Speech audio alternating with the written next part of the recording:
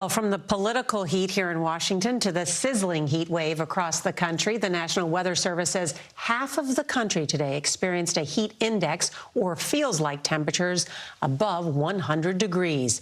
CBS's Nancy Chen is in a very hot New York City. As most of the country simmers in another day of elevated temperatures, health concerns are also on the rise. In New York, outreach workers handed out cold water and sunscreen to those who are experiencing homelessness. During a heat emergency, our clients are especially vulnerable to negative effects from the weather.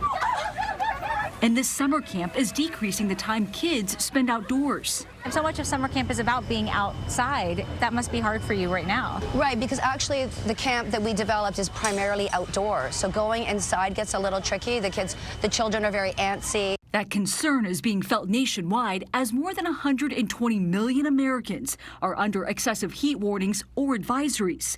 43 million live in places where temperatures hit 100 degrees or above.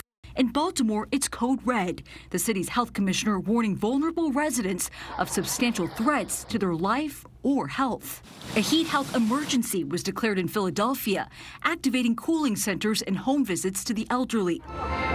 The U.S. isn't alone. Many parts of the world are struggling to keep up with the heat. In China, it led COVID workers to pass out while wearing head-to-toe PPE.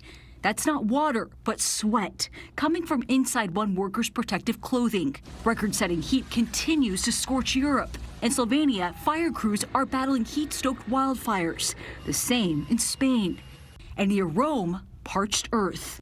I'm Chris Livesay in Italy, where lakes and rivers are dangerously low due to the worst drought in 7 decades. Around the country, water restriction is in place, including right here in Lake Bracciano. It's Rome's biggest water reserve, supplying millions of people, but now it's 4 feet lower than it should be, and it risks running out.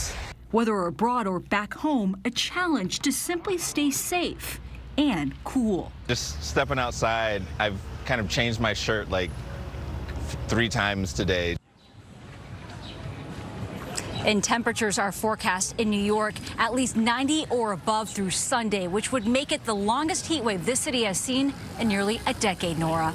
That's hot. Nancy Chen, thank you.